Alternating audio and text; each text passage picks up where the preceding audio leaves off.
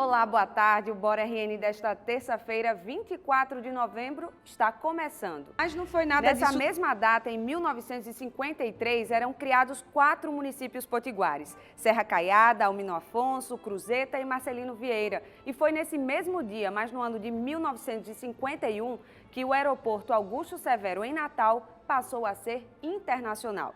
Vamos agora aos destaques de hoje. Na semana do doador de sangue, Hemonorte alerta para estoque baixo, 50% do ideal. Enquanto isso, os números de Covid só sobem. Em Natal, hospitais têm aumento no atendimento de casos suspeitos e novas internações. Como fica a nossa mente vendo esse novo pico de casos? Ao vivo, vamos conversar com a psiquiatra sobre como cuidar da saúde mental. Clarão no céu chama a atenção dos potiguares. Na noite de ontem, um foguete a caminho da Lua foi visto daqui e de outros estados do Nordeste.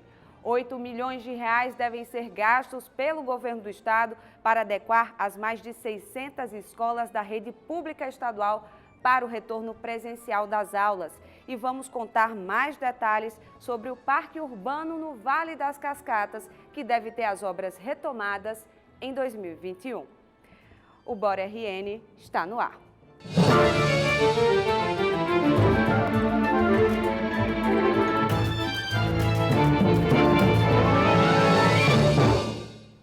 Essa é a semana do doador de sangue e o Hemonorte está fazendo ações até a sexta-feira para sensibilizar a população.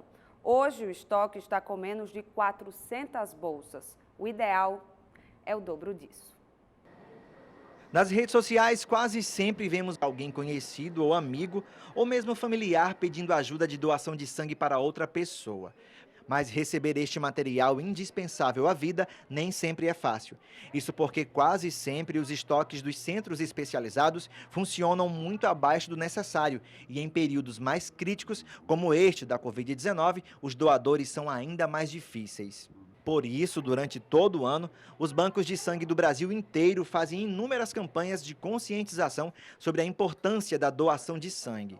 Uma delas é a Semana Nacional do Doador de Sangue, que aqui em Natal está sendo realizada até a próxima sexta-feira pelo Hemonorte. Todos os anos, em períodos festivos, cíclicos, né, que a gente chama de férias, já existe uma redução nos bancos de sangue de todo o Brasil de cerca de 30%. Com a pandemia, esse índice passou a ser 50%, né, em decorrência de tudo que a gente está vivenciando. Então, independente da época que estejamos, a doação de sangue é uma ação importante para a continuidade de vida. Beatriz veio doar pela primeira vez. A tia dela vai fazer uma cirurgia. Por isso, ela veio fazer a doação destinada. Já me interessava em realizar a doação de sangue e pretendo realizar mais outras vezes. Inácio já é doador assíduo. E com o pai também precisando de sangue para uma cirurgia, a doação teve um motivo ainda mais significativo. Principalmente nessa pandemia, a gente viu o quanto a solidariedade e a ajuda é importante. Então, vim aqui para doar para meu pai dessa vez, mas todos que puderem, venham doar, que é muito importante esse ato. E durante toda a semana, aqui no prédio do Hemonorte, que fica na Avenida Alexandrino de Alencar, no bairro do Tirol, vai acontecer uma série de apresentações musicais. Tudo isso para animar a campanha e, principalmente, entreter a quem vem até aqui realizar este gesto de extrema solidariedade. As doações durante a Semana Nacional do Doador são muito importantes, principalmente pelo fato de, atualmente, o Hemonorte ter menos de 400 bolsas de sangue, quando o ideal são entre 500 e 800. A programação, que também serve para homenagear os heróis doadores, serve, acima de tudo, para salvar tantas outras vidas. Você que já é doador, que faz um certo tempo que não nos visita, organize sua agenda, venha até nós. E você que ainda não é, coloque na sua agenda de vida, né, tentar ser um doador de sangue. Para isso você tem que estar saudável, se alimentar bem, vir com seu documento oficial com a foto, né? E máscaras, álcool gel, e aqui você vai se fazer uma avaliação. Se você estiver dentro de todos os critérios, você fará sua doação de sangue.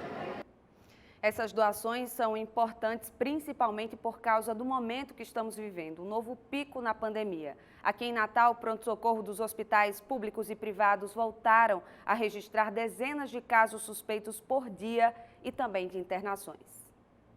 O número de pacientes que procuram este hospital em Lagoa Nova com suspeita de Covid-19 cresceu nas últimas semanas. Gradativamente, o número de pessoas com sintomas respiratórios sugestivos de Covid começaram a vir ao pronto-socorro.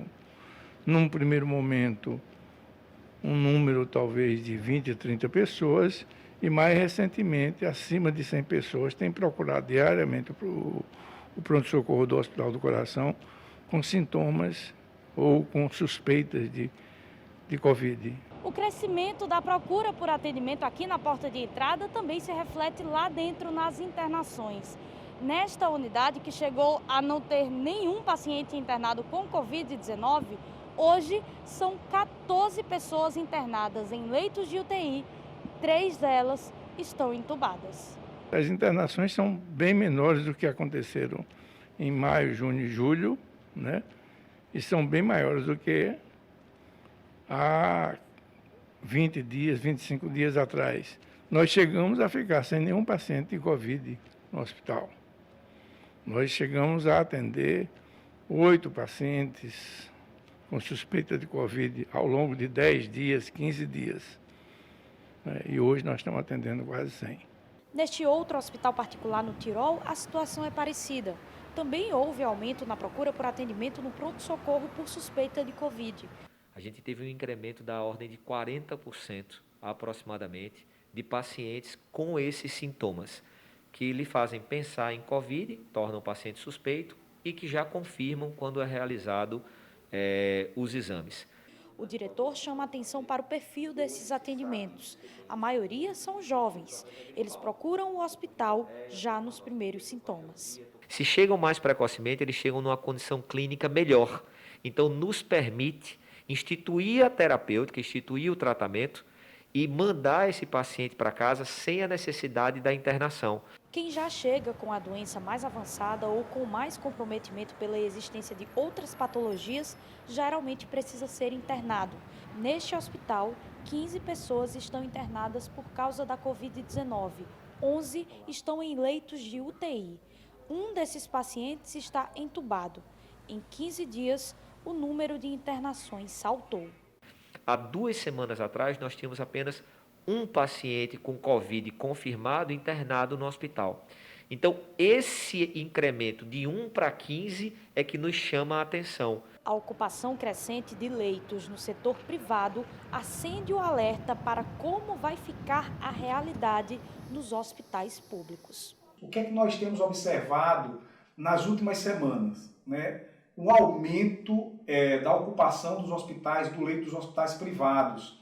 E também um aumento muito pequeno ainda, tá certo? De pedidos por leitos Covid-19 nas UPAs, né? Ou em unidades que podem fazer essas solicitações de leitos no interior do estado. Então isso chama a atenção da comunidade científica, chama a atenção das autoridades sanitárias e nós precisamos, nesse momento, prestar muita atenção nisso. É o momento de manter a vigilância, de usar máscara, usar álcool gel, evitar aglomerações. Então as pessoas estão adoecendo. Que pessoas? A população não idosa. Mas essa população não idosa, que é a população que agrava menos, contamina os idosos. O nosso estado já está perto dos 87 mil casos confirmados de Covid-19. De acordo com o último boletim da Secretaria de Saúde do RN, já são 2.660 mortes pela doença. Agora a gente vai mudar de assunto. Se você ontem à noite reparou no céu, deve ter visto um clarão atípico, uma luz misteriosa que, claro, chamou a atenção de muita gente aqui no estado. O pessoal gravou vídeo, compartilhou nas redes sociais e a gente se diverte ouvindo as possibilidades de explicação. Olha só. Uma luz se acendeu e não saiu do canto ainda, viu? A luz difusa, diferente de uma estrela brilhante, fez os potiguares cogitarem de tudo, desde avião até cometa. É um cometa se desmanchando na atmosfera. Mas não foi nada disso não, viu? O astrofísico da UFRN explica pra gente o que realmente aconteceu no céu na noite desta segunda-feira. Todo mundo ficou muito surpreso com o clarão hoje no céu de Natal e do Nordeste. Na verdade, esse clarão, nebuloso, essa nebulosidade, que ela é muito diferente do que uma estrela, do que um planeta, do que a Lua, era um dos estágios do foguete longa marcha, que estava levando a sonda Chang'e 5 em direção à Lua. Essa é uma missão chinesa que leva essa sonda para estudar a Lua em vários aspectos, Faz parte de uma série, na verdade, de veículos que estão sendo lançados para a Lua pela China, pela Agência Espacial Chinesa. Obviamente, deixou muita gente preocupada, muita gente com especulações, mas trata-se de um fenômeno aeronáutico.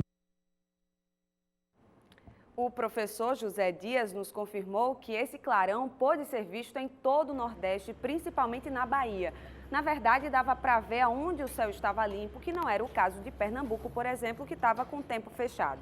Mas o professor disse que quem gosta de contemplar o céu deve continuar atento à noite, porque temos hoje a possibilidade de ver Marte, Júpiter e Saturno, planetas que brilham, como você vai ver, não vai dar tempo de mostrar na foto, mas o professor tinha tirado uma foto ontem à noite com o cotovelo, que dava para ver, quando você olhar para o céu e vir duas estrelinhas maiores, você pode ter certeza que você está vendo planetas. Então fiquem atentos, porque encanta, Olhar para o céu já encanta, imagina quando tem planetas que a gente pode ver, ou até um clarão como esse no caso do foguete. Chegou a hora da gente ver outros destaques desta terça-feira. A volta das aulas presenciais nas escolas públicas do estado no dia 1º de fevereiro vai custar em torno de R$ 8 milhões. O investimento é para reformas, compra de equipamentos de proteção individual e álcool a 70%. O governo do estado assinou ontem um acordo sobre o retorno condicionado ao contexto epidemiológico e se comprometeu a garantir as condições estruturais e de biossegurança das 615 escolas do estado para essa retomada presencial. Os indicadores da seca no Rio Grande do Norte tiveram a piora no último mês. Segundo o monitor de secas da Agência Nacional de Águas e Saneamento Básico, o estado teve alta de 50% na condição da seca ao longo do mês de outubro, comparado com setembro. As chuvas ficaram dentro da normalidade, mas como é um mês de poucas precipitações e altas temperaturas, a seca fraca avançou por quase todo o estado, 83% do território, com exceção do extremo leste potiguar. O Procon Natal divulgou orientações para os consumidores não caírem em falsas promoções nesta semana de Black Friday. A data, copiada dos norte-americanos, promete ofertas imperdíveis, mas nem sempre os preços estão realmente menores. É importante verificar o valor do produto no mercado ao longo do ano e fazer fotos das ofertas para usá-las como comprovação no futuro. Também é bom verificar a política de troca e reclamações da empresa. Outra dica é procurar comprar em lojas e sites confiáveis e desconfiar de promoções tentadoras demais. A seguir, vamos ver mais detalhes sobre a retomada da obra no Vale das Cascatas, na Via Costeira, e também vamos conversar aqui no estúdio com a psiquiatra sobre ansiedade, medo e tudo o que pode surgir com esse novo pico da Covid-19. Bora, RN volta já.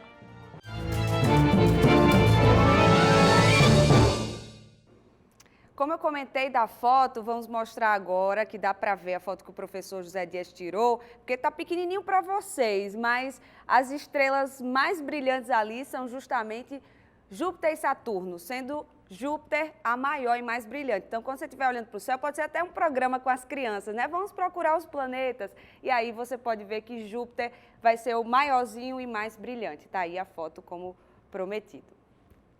E olha, como nós noticiamos aqui, o governo do estado anunciou que vai retomar a obra do Parque Urbano da Via Costeira, Vale das Cascatas. A previsão é de que em até 5 meses o serviço seja retomado no local.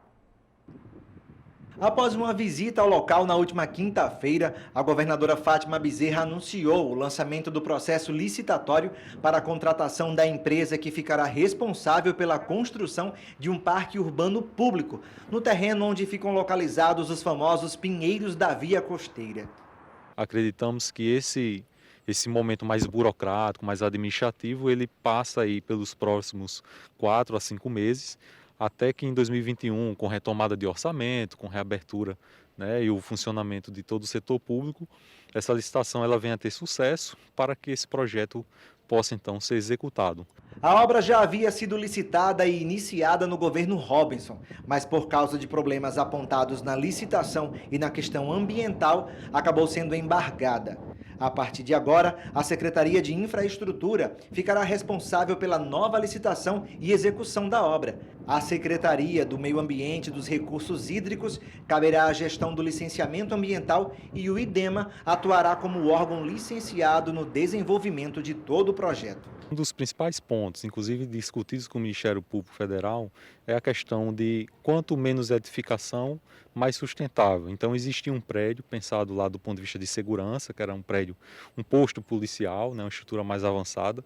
Essa estrutura ela foi retirada do projeto, né, até pela questão da discussão hoje de segurança pública, em que as unidades móveis elas têm se apontado como um pouco mais eficiente em alguns setores. Então esse projeto ele acaba sofrendo essa modificação, teve que ser reajustado alguns acessos, dada essa retirada desse projeto, e o que nós estamos discutindo é muito mais a parte da frente, na parte da frente do terreno com a praia. Nós temos ali um setor em que preocupa do ponto de vista de discussão de erosão costeira, erosão pluvial, né, pelas chuvas. O Costeira Parque, como vai ficar conhecido o local depois de pronto, vai trazer uma infraestrutura totalmente diferenciada para a área dos Pinheiros aqui na via costeira. O local, que já é bastante frequentado pelos natalenses que vêm até aqui principalmente para a prática de esportes ao ar livre, vai receber 3 pavimentos, um estacionamento próprio e o mais importante de tudo, o incremento no turismo da capital potiguar. A expectativa é de realizar a obra o mais rápido possível, disponibilizando o parque aos moradores, turistas e visitantes da cidade. O projeto ele estava pensado em 8 meses. Então, esse projeto, 8 meses, da forma como ele está, né?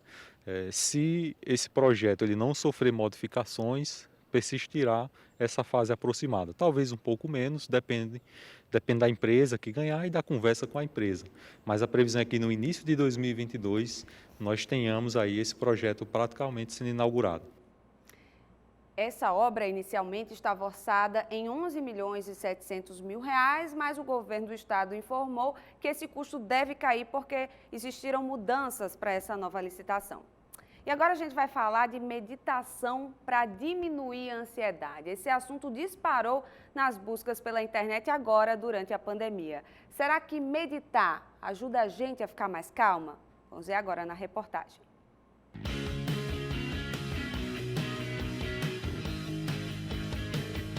A gente às vezes fica tanto nessa correria do produzir, que acaba bloqueando até, né? Eu precisava de uma coisa que eu conseguisse mexer corpo, mente e continuar trabalhando, né?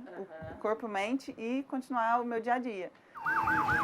Barulho, trânsito, correria, pagar as contas, chegar em casa, estresse, cobrança. A ciência já provou que a gente precisa parar um pouquinho durante o dia para se reconectar com o próprio corpo e com a mente. A meditação seria um caminho.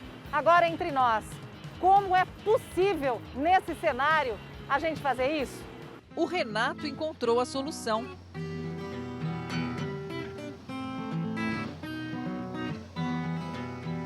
E não é no violão que para ele é obrigação profissional, mas sim na meditação. Casado com a Mari, professora de yoga, ele descobriu na pausa diária um momento de saúde mental. E os dois já ensinam a Isis, de 3 anos, a crescer sabendo fechar os olhos e respirar. Mas se você pensa que a prática é só para poucos, está muito enganado. Um cantinho da casa já é o suficiente para meditar. No pequeno apartamento com o marido em home office e o filho Gustavo, de 2 anos, Isaura é o que pode se chamar de uma supermulher.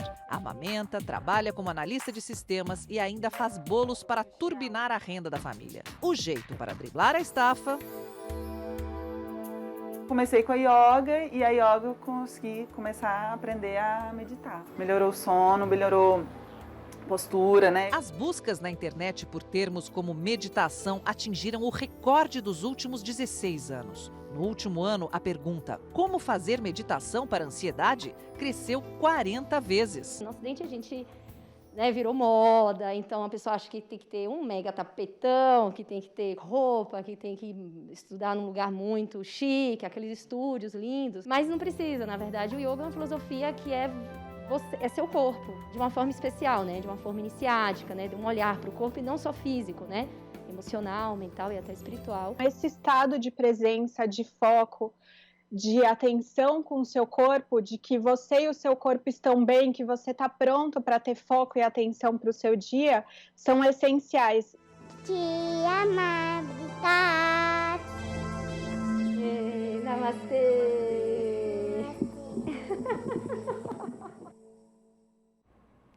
Coisa fofa. Bom, no auge da pandemia, a vida mudou completamente, veio ansiedade, depressão, angústia, aí os números caíram, trabalhos retomaram, o estresse veio junto de novo e agora, novo pico, novas incertezas, medo. E nós, como ficamos com tudo isso? Doutora Sandra Peu, psiquiatra, que sempre nos ajuda a refletir e cuidar da nossa saúde mental. A gente agora, com essa possibilidade de tudo fechar novamente, a gente vê pessoas próximas que não estavam doentes ficando doentes, a gente está mais fragilizado depois do primeiro momento, pode ser pior agora? Boa tarde. Boa tarde, Mariana. Boa tarde para quem está em casa. Bom, a gente realmente vem com essa informação, a Associação Brasileira de Psiquiatria diz desde março.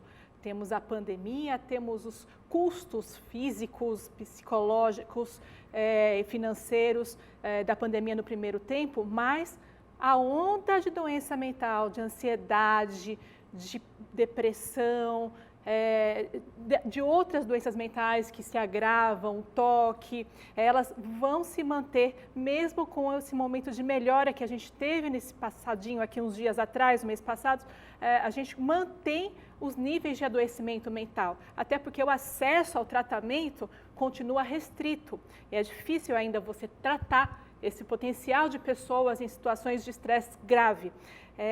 Eu gostei muito do que foi trazido nessa abordagem de meditação, porque meditação realmente tem comprovação científica, Mariana. Existe, de fato, comprovação que meditação faz transformações no cérebro e que melhora ansiedade e até depressão. Mas eu escuto muita gente dizer, mas é tão difícil meditar, eu não consigo meditar. As pessoas não conseguem, quando dizem meditar, não pensar em nada, se conectar com o próprio corpo, a própria mente. Isso, no caso, é um exercício para você chegar nesse nível, não é? Exatamente. Meditar é buscar o caminho, não o fim.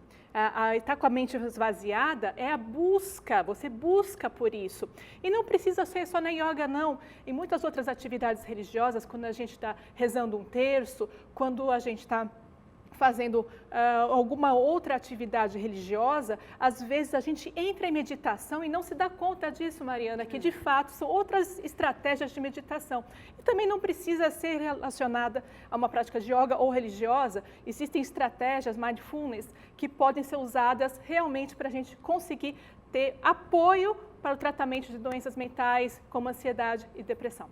Inclusive, vou aproveitar para divulgar agora o nosso WhatsApp, que é o 991468388, para você mandar perguntas também. Acho que ainda dá tempo de mandar, se já estiver conectado para a doutora Sandra. E também sugestões para a gente. Eu já estou aqui com o celular conectada, então vou repetir, já está aí na tela, inclusive, 991468388. Doutora, e a gente vê muitas pessoas com medo. Tem alguns exemplos de familiares, né, de pessoas que têm aquele medo que ajuda na prevenção e tem aquele medo que paralisa. Como diferenciar e dosar esse medo, que é bom ou pode ser ruim? Bom, O medo é como a dor, a gente tem que ter de fato, que é para a gente não se expor em circunstâncias, em situações que podem ser prejudiciais. Se eu não tenho medo de nada, eu vou colocar a minha vida, o meu corpo em exposição, o meu emocional em exposição a todo tempo, e aí eu vou acabar morrendo. Imagina, não dá para eu, não tenho medo do escuro, não tenho medo da altura, não tenho medo de nada,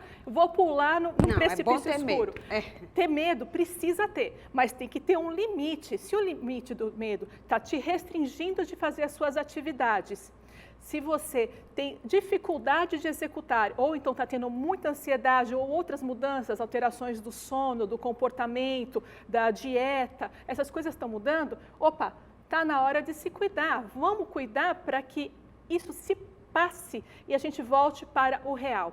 O real é o mais importante. O mundo pode não ser tão terrível como às vezes a gente enxerga, e também não tão bonito como às vezes a gente enxerga. A realidade, se a gente tem ela, a gente confia no que a gente está fazendo. Eu estou lavando bem minhas mãos, eu estou tendo contatos seguros sociais, eu estou tendo uma preservação da minha rotina, então eu posso ficar seguro. Estou tendo precaução, não preciso ter medo. Eu tenho que confiar em mim e no que eu estou fazendo. Senão não consegue viver, né, doutora? E para a gente encerrar essa entrevista, deixa então uma mensagem nesse momento, né? Porque a gente noticia aqui, mostra o aumento do número de casos, as internações. Então, justamente nessa linha, né? Deixa uma mensagem para as pessoas que estão assistindo, para elas ficarem tranquilas, se cuidarem, tratarem dessa ansiedade e não caírem numa depressão e numa angústia. Bom, a gente passou por momentos dificílimos no mundo inteiro. Acho que compartilhamos esses momentos, cada um com o seu ponto de vista, com as suas dificuldades e com as suas habilidades. E nós aprendemos muito uns com os outros. E aprendemos, nesse momento agora, que se a gente está com sintoma, primeira coisa, gente, vamos ficar em casa enquanto estiver com sintoma. E, obviamente, não estou falando de ficar em casa para não ir trabalhar, para não ir para a escola, que é para não ir fazer essas coisas, mas procurar atendimento médico e lembrar, hoje a gente tem um padrão de tratamento precoce preconizado pela Secretaria Municipal de Saúde, que nos apoia para que não haja evolução do adoecimento. Se a gente trata mais cedo, melhor para a população toda, não só para a gente, mas também para quem está doente, claro, né? E não está legal, está em casa, ou então tem que trabalhar, mantenha as condutas de rotina, mantenha uma atividade saudável, lembra de você, não se acaba no trabalho, o profissional de saúde está se acabando no trabalho ultimamente, lembra de você, você é importante, cuida de você porque é para você poder cuidar dos outros. Fiquem com Deus. Perfeita colocação. Muito obrigada, doutora Sandra, sempre trazendo, né, boas mensagens para a gente, importantíssimas. Muito obrigada e seja sempre bem-vinda ao Bora RN. Eu agradeço demais o convite. Obrigada, Mariana. Até uma próxima. E a gente vai ficando por aqui. Amanhã estamos de volta, quarta-feira, às 12h20. Eu espero por você. Até lá.